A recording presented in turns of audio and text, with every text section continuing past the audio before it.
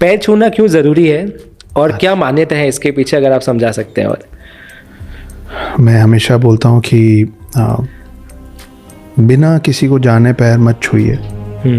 कोई भी हो आप, चाचा हो, काका, ये बात कईयों को नहीं अच्छी लगेगी, पर जो सही है वो सही रहेगा, अच्छी लगे।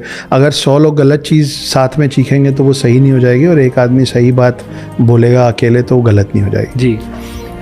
पैर छूना सिर्फ एक कल्चर का हिस्सा नहीं है। जब आप पैर छूते हैं तो आपके फिंगर टिप्स किसी इंसान के शरीर के आखिरी हिस्से को छूते हैं। वो हिस्सा डायरेक्टली ग्राउंड से जुड़ा रहता था पहले, जब लोग नंगे पैर चलते थे। जी।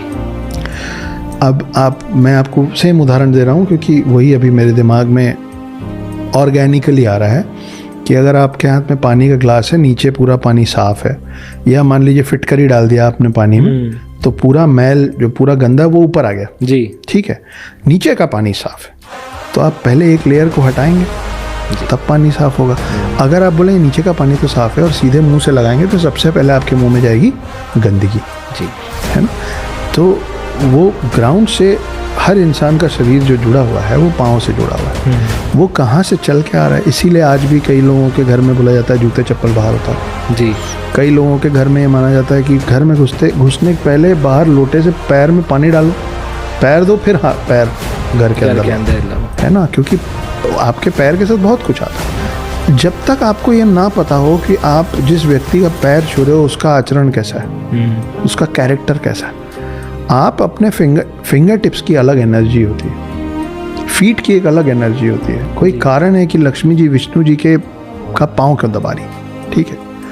क्या कारण है? विष्णु जी के पाँव में लक्ष्मी का वास है, क्योंकि जो धन धान्य चाहिए आपको, तो आपको विष्णु जी के पैर की पूजा करनी पड़ती है। अच्छा। ये सब मतलब ये साइंटिफिकली भी चीज़ें कनेक्टेड हैं।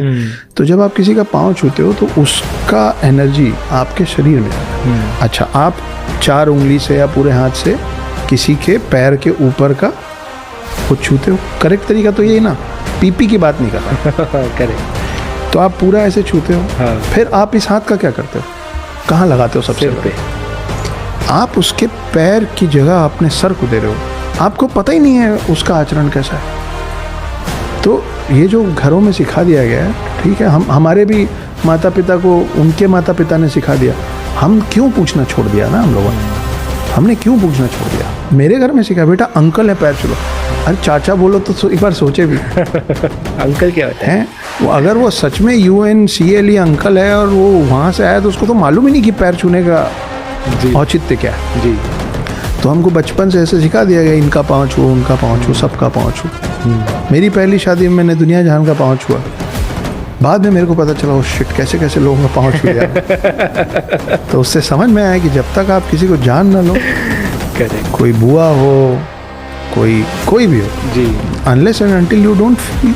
देखिए, आस्था जो है ना वो मन से आती है। बिल्कुल, है ना? तो आप पाँव छूते हो तो ऐसे करते हो ना? जी।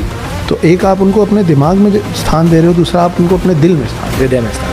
आपको पहले ये समझना पड़ेगा कि वो जिसका पाँव छू के आप उसको दिल और दिमाग में स्थान दे रहे हो, उस लायक है कि नहीं। ये आपको समझना पड़ेगा। आप किसका पाँव छू रहे हैं और किसका पाँव नहीं छू रहे हैं, वो आपका निर्णय नहीं है जी, वो सामने वाले का निर्णय है कि क्या वो आपकी नज़र में अपने आप को उस लायक बना पा रहा है कि आप उसका पाँव छुएं। वाह, बिल्कुल। आप समझ रहे हैं मैं क्या?